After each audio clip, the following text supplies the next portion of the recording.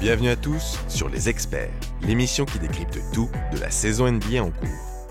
Aujourd'hui, on s'intéresse à l'un des épouvantails de la conférence Est. Une équipe fortement remaniée à l'intersaison et qui n'en finit pas de surprendre. Mais jouer les troubles fêtes n'était pas suffisant pour Miami. Le Heat veut tout gagner et il veut gagner maintenant.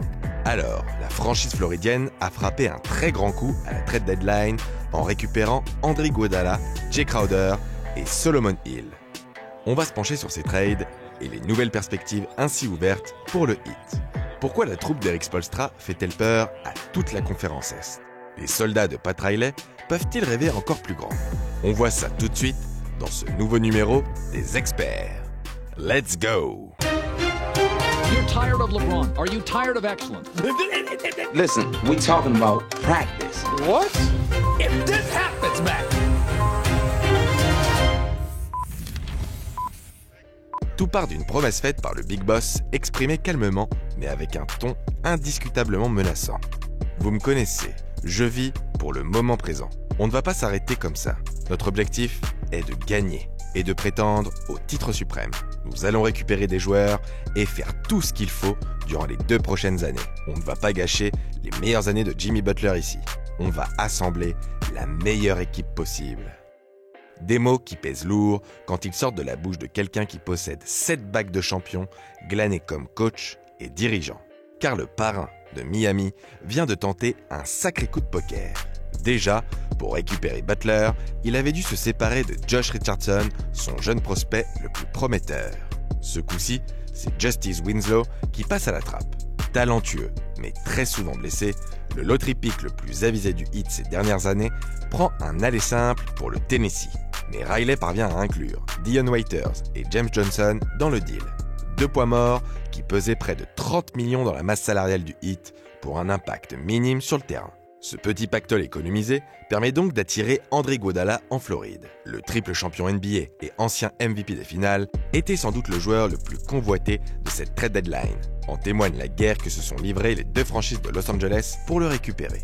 En le signant pour 2 saisons supplémentaires, Pat Riley confirme que cette fenêtre de 2 ans est celle qu'il a ciblée.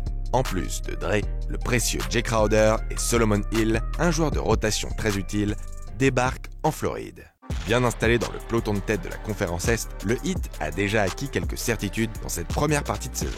Butler, quintuple All-Star dans son prime, est le leader d'une équipe qui semble complète à tous les postes.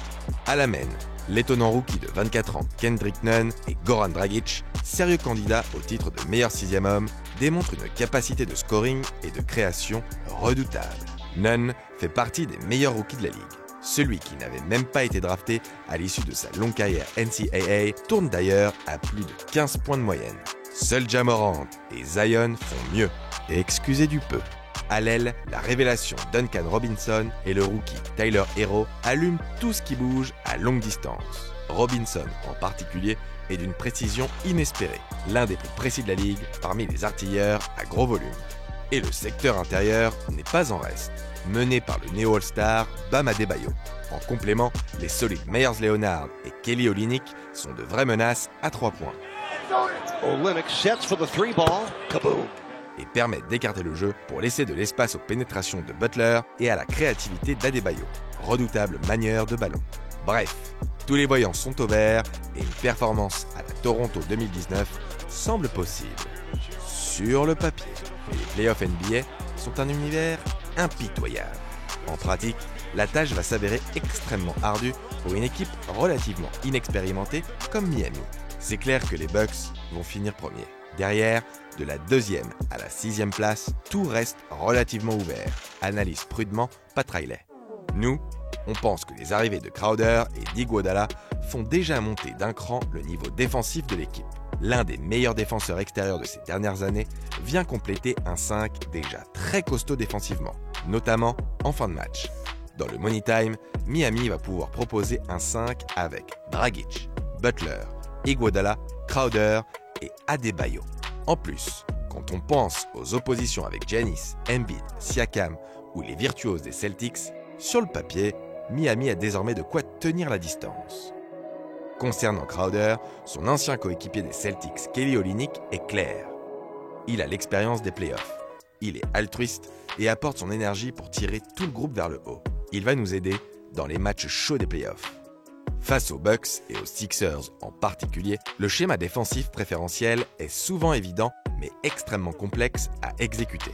Amener le surnombre dans la peinture pour empêcher les colosses adverses de faire des ravages, puis effectuer assez vite les rotations sur les joueurs laissés libres à 3 points pour les empêcher de sniper tout ce qui bouge. Et ça tombe bien. Cette saison, le Heat est l'équipe qui défend le mieux au-delà de la ligne à 3 points. En effet, les adversaires de Miami ne shootent qu'à 33,4% de réussite derrière l'arc. Aucune équipe ne fait mieux en NBA. Une incertitude demeure quant à l'état de forme d'André Iguodala, qui n'a pas joué depuis l'été dernier. Mais si le vétéran prouve qu'il fait toujours partie des meilleurs défenseurs de la ligue à son poste, Miami a une très belle carte à jouer en play-off. Son expérience des matchs à coups près et sa science du basket seront des atouts inestimables dans une conférence où une ère nouvelle semble s'ouvrir. Il est également nécessaire de se rappeler que l'an dernier, le vrai leader des Sixers lors des playoffs était indiscutablement Jimmy Buckets. Et ça, dans une équipe où il était arrivé en cours de saison et dont il était la deuxième ou troisième option offensive. Avec la légitimité dont il jouit cette saison et la sérénité que celle-ci lui confère, ça risque de faire des étincelles.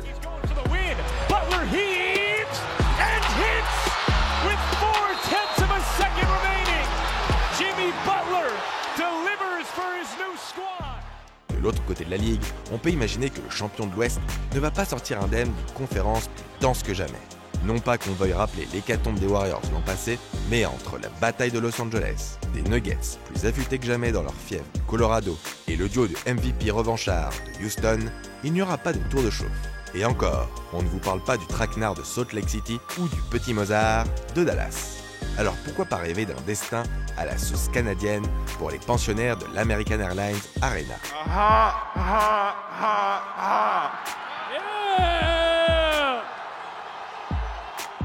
Vous en pensez quoi? Dites-nous tout en commentaire. Et réponse en mai prochain. En attendant, grossez bien. Subscribe.